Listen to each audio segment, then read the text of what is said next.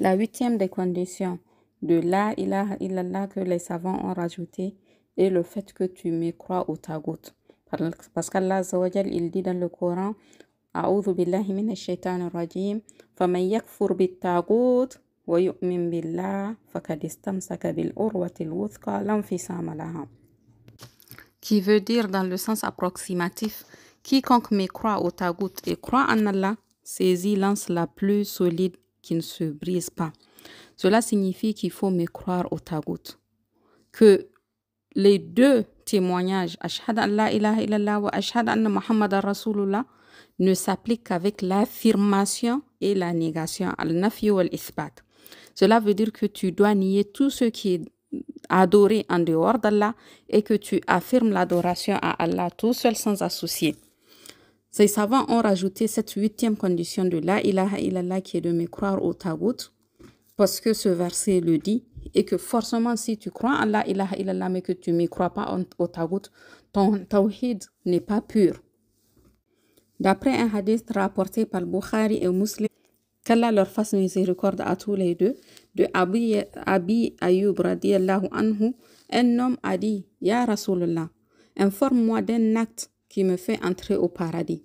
Et le prophète sallallahu alayhi wa sallam a répondu, tu adores Allah et tu ne lui associes rien. Tu fais la prière et tu lis le lien de parenté. Donc cela veut dire qu'il faut absolument, quand tu adores Allah, que tu ne lui associes rien. Regarde le cas des musulmans aujourd'hui. Tu dis que tu es un musulman. Tu dis que tu adores Allah Azza wa Jal et tu vas chercher l'aide des tombes. Tu vas chercher l'aide des shuyukh. Tu vas chercher l'aide auprès de la tombe du prophète sallallahu alayhi wa sallam. Donc tu es en train d'associer à Allah Azza wa Jal. Tu adores Allah en même temps, tu pries, tu jeûnes, tu fais la zakat, tu fais le hajj, mais tu associes en même temps en pensant que ces choses-là, ou ces personnes-là, ou ces morts-là, ou ces tombes-là peuvent te rapporter quelque chose. Et donc, ça veut dire que tu es en train d'associer Allah Azza wa Jal. Et ça veut dire que ton tawhid, il n'est pas pur. Et dans un autre hadith, Abi Malik radiallahu anhu rapporte que son père a dit, j'ai entendu le messager d'Allah sallallahu alayhi wa sallam dire, celui qui dit la ilaha illallah et qui mécroit en tout ce qui est adoré en dehors d'Allah, ses biens et son sang sont sacrés et son jugement revient à Allah. Ainsi, le prophète sallallahu alayhi wa sallam montre à travers ces hadiths-là que unifier Allah Azza wa Jal par l'adoration et ne pas lui associer quoi que ce soit sont les significations de la ilaha illallah. On retrouve ici an-nafyu wal-ithbat, la négation et l'affirmation. Et que ces deux-là sont indissociables pour le muwahhid, pour celui qui pratique le tawhid. Qu'est-ce donc que le tagout? Parce qu'Allah Azza wa Jal, il a dit faman yakfur bit tagout. Qu'est-ce que le tagout? Tagout, linguistiquement, veut dire tout ce par quoi on dépasse la limite. C'est la transgression. Et religieusement, c'est tout ce par quoi l'être outrepasse la limite religieuse, que ce soit par l'adoration, l'obéissance ou le suivi. Donc le tagout, c'est tout ce par quoi on dépasse, transgresse ou outrepasse la limite en ce qui concerne l'adoration, le suivi et l'obéissance. Par exemple, ce par quoi on transgresse, on dépasse dans l'adoration, tu peux trouver qu'on adore des saints, on adore des tombes. Là, on est en train de dépasser ou d'outrepasser à travers cette adoration-là. Tu peux trouver aussi ceux qui sont suivis en transgressant les savants, ceux qui rendent licite ce qu'Allah Azza wa Jal a rendu illicite ou qui rendent illicite ce qu'Allah subhanahu wa ta'ala a rendu licite, comme les rabbins des juifs, les prêtres chrétiens, ou même des savants de l'islam, mais qui permettent l'adoration des tombes des saints ou le fait de faire des sacrifices pour les saints. Et un exemple en ce qui concerne le dépassement, l'outrepassement, la transgression de l'obéissance, c'est le fait d'obéir à Iblis la'anatullahi alayh. Le cheikh Mohammed ibn Abdul Wahhab, à la fin de son livre Al-Usul al-Thalatha, les trois fondements, nous dit que les tawaghit, donc c'est le pluriel de tagout, les tawaghit sont nombreux, mais à leur tête, il y en a 5. Le premier parmi les tawaghit, les têtes des tawaghit, c'est Iblis, la'natullahi alayh. Parce que c'est lui qui est à la tête des prêcheurs qui appellent au shirk, au polythéisme et au mal. Donc forcément, si tu n'adores pas Allah Azza wa Jal, tu es en train d'obéir, de suivre ou d'adorer Iblis, la'natullahi alayh. La deuxième des têtes des tawaghit, le numéro 2, c'est celui qui est adoré tout en étant satisfait de cette adoration-là. C'est-à-dire que c'est quelqu'un qui est adoré et il agrée, il accepte cette adoration-là que les gens lui vouent, que ce soit de son vivant ou après sa mort. Celui-ci est considéré comme étant un tagout car il concurrence une part du droit d'Allah Azza wa Jal qui est le fait de l'adorer sans rien lui associer. Et ceci fait partie du fait d'outrepasser, de dépasser, de transgresser dans les limites en ce qui concerne l'adoration. Et le fait que le cheikh rahimahullah ta'ala rajoute la partie du fait de alors qu'il en est satisfait, c'est pour dire que il y a des gens qui sont adorés mais qui ne sont pas satisfaits de cette adoration et ces gens-là ne font pas partie des tawaghit. C'est le cas de Isa alayhi salatu wassalam, le prophète Jésus, qui est adoré mais qui n'accepte pas cette adoration et il n'en est pas satisfait. En effet, Allah Azza wa Jal dit dans le Coran, A'udhu billahi minash shaitanir rajim, laqad kafara alladhina qalu inna Allaha huwa al-masih ibn Maryam. Ce sont certes des mécréants ceux qui disent en vérité, Dieu c'est le Messie, fils de Mariam. Wa qala al-masih ya bani Israël, u'budu Allaha rabbi wa rabbakum. Alors que le Messie a dit, ô fils d'Israël, adorez Allah, mon Seigneur et votre Seigneur. Innahu man yushrik billah, faqad harrama Allahu alayhi al-jannata wa ma'wahu an-nar wa ma lidh-dhalimin min ansar. Et Isa alayhi salatu wa salam continue en leur disant, quiconque associe à Dieu d'autres divinités, Allah lui interdit le paradis et son refuge sera le feu. Et pour les injustes, il n'y a pas de secoureur. Donc Isa, alayhi salatu wassalam, a refusé leur adoration et il a même prévenu et averti contre le fait d'associer à Allah Azza wa Jal d'autres divinités. Et quelles que soient ces divinités-là, même lui-même. Donc du coup, celui qui est adoré et qui n'en est pas satisfait, qui n'agrée pas cette adoration, ne fait pas partie des tawaghit. C'est aussi le cas, par exemple, de Ali, de Hussein, radiallahu anhum, de certains savants et de certains pieux qui sont enterrés et les gens se retrouvent sur leur tombe en train d'associer à Allah alors qu'eux-mêmes ne l'ont pas agréé de leur vivant et ne l'agréent pas par la suite. Donc les tawaghit de cette deuxième catégorie-là, ce sont des savants, par exemple, de l'égarement qui agréent cette adoration de la part des gens, qui l'acceptent et qui veulent cette élévation-là dans ce monde. Et aussi après leur mort, en incitant les gens à venir sur leur tombe après leur mort. La troisième tête parmi les tawaghit, le numéro 3, c'est celui qui appelle les gens à l'adorer. Donc le deuxième, lui, il n'appelle pas les gens à l'adorer. Non, les gens l'adorent, mais il en est satisfait. Là, on est dans un cas où c'est quelqu'un qui appelle les gens à son adoration. Il est pire donc que le précédent, que le numéro 2. Et l'exemple de celui-ci, c'est Fir'aun la'natullahi alayh. Il a en effet dit, A'udhu billahi minash shaitanir rajim, wa qala Fir'aun ya ayyuhal mala'u ma alimtum lakum min ilahin ghayru. Et Fir'aun dit, ô les notables, je ne connais pas de divinité pour vous autre que moi. Donc lui, il est en train d'affirmer qu'il est leur Seigneur et leur Dieu. Il appelle donc les gens à l'adorer lui, en dehors d'Allah Azza wa Jal.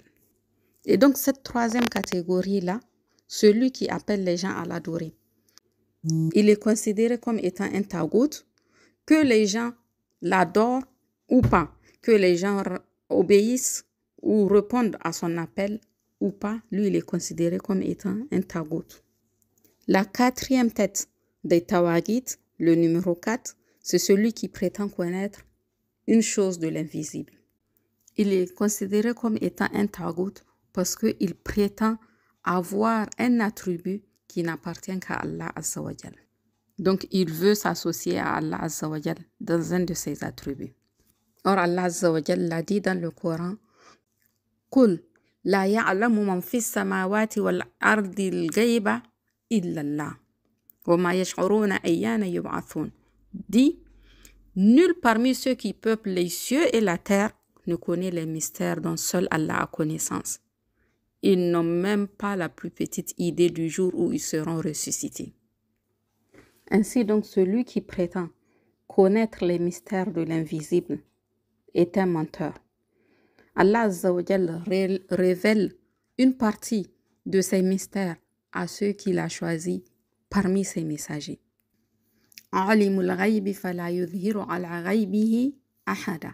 C'est lui qui connaît le mystère, il ne dévoile son mystère à personne.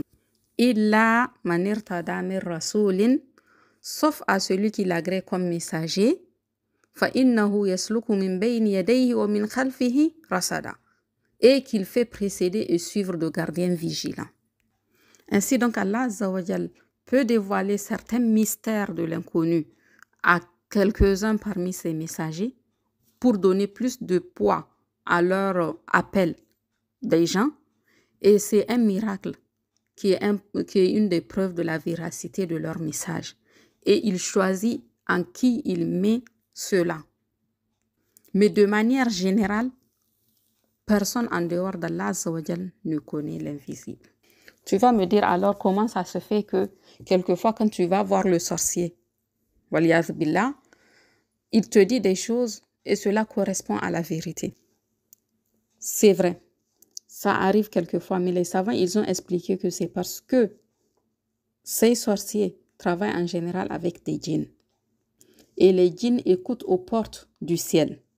Quelquefois, ils arrivent à capter une vérité, ils le disent et le transmettent aux sorciers qui le mélangent à 99 autres mensonges pour te le dire. Donc, ils subtilisent, ils volent en fait des informations, certaines informations qui viennent du ciel, et le mélangent à plein d'autres mensonges pour les raconter aux gens qui croient en eux. En tout cas, en tant que croyant, en tant que musulman, il faut savoir que tu dois te méfier des devins, des magiciens, des astrologues. Attention à l'horoscope qui prétend te dire ton avenir ou comment va se passer ta semaine ou ton mois ou etc. Personne n'a ce savoir si ce n'est Allah Azza wa Jal. Attention à regarder dans le sable, à lire dans les coris ou bien même lire les traces sur les mains, lire dans le marque de café, lire dans les verres.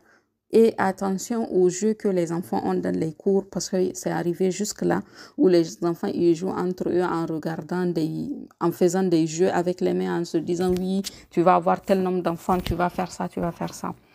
Ou bien quelqu'un qui va te dire oui, tu auras de la chance dans ton mariage, ou ils vont connaître. Non, ça relève de l'invisible, et l'invisible, le fait de connaître l'invisible est un des attributs d'Allah Azza wa Jal. Et on ne peut pas prétendre avoir cet attribut-là, sinon on s'attribue quelque chose qui n'appartient qu'à Allah subhanahu wa ta'ala tout seul. Donc celui-là qui prétend connaître un truc de l'invisible, qui prétend connaître les mystères de l'invisible, est considéré comme une des têtes des tawaghit. La cinquième tête parmi les têtes des tawaghit, c'est celui qui juge avec une loi autre que celle d'Allah Azza wa Jal. Ici, donc, on retrouve les gouverneurs qui innovent dans les législations et qui bannissent la charia musulmane. C'est celui qui met des lois qui se substituent à la charia. Celui qui gouverne avec une autre loi que celle d'Allah Azza wa Jal est un tagout.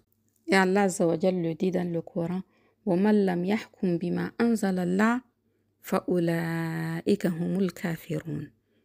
Et ceux qui ne jugent pas d'après ce que Dieu a fait descendre, les voilà les mécréants. Donc celui qui juge avec les lois établies par les hommes, en les préférant aux lois établies par le Créateur des hommes, ou celui qui prend les traditions anti-islamiques ou les habitudes culturelles qui contiennent des jugements et des punitions contraires à la législation islamique, alors là, c'est quelqu'un qui est parmi les têtes des tawaghit. Il n'est pas seulement un tagout, il est parmi les têtes des tawaghit. L'obligatoire est de juger avec la charia islamique parce qu'il ne peut pas y avoir de loi meilleure que celle du Créateur des hommes. Quand tu achètes une machine à laver, par exemple, si tu n'utilises pas cette machine à laver conformément au guide établi par le fabricateur de cette machine-là, soit tu ne vas pas avoir le résultat que tu veux, soit tu vas gâter la machine. Et c'est ça. Tu ne peux pas avoir une loi meilleure que la loi de celui qui a créé les hommes, qui sait ce qu'ils ne savent pas, qui connaît leur avant et leur après, qui connaît tout en eux et même ce qu'eux-mêmes ignorent sur eux-mêmes. Allah Azza wa Jal est le meilleur juge. Il est juste, il est sage, il est clairvoyant, il est miséricordieux. Il connaît les caractères de ses serviteurs. Il sait ce qui les arrange, ce qui est un bien pour eux, tout en étant miséricordieux envers eux. Et c'est pour ça qu'il a établi des lois qui leur correspondent de manière parfaite. Il ne peut pas y avoir mieux que ces lois-là. Donc, récapitulons. Le tagout, c'est tout ce par quoi l'être, le serviteur, outrepasse, transgresse, dépasse la limite en ce qui concerne l'obéissance, le suivi ou l'adoration. À la tête des tagout, il y a 5. Le premier, c'est Iblis la'natullahi alayh, qui est à la base de tout mal. Le deuxième, c'est celui qui est adoré et qui est satisfait de cette adoration. Le troisième, c'est celui qui appelle les gens à l'adorer, que les gens l'adorent ou pas. Le quatrième, c'est celui qui prétend connaître les mystères de l'invisible. Le cinquième, c'est celui qui juge par une loi autre que la loi d'Allah Azza wa Jal.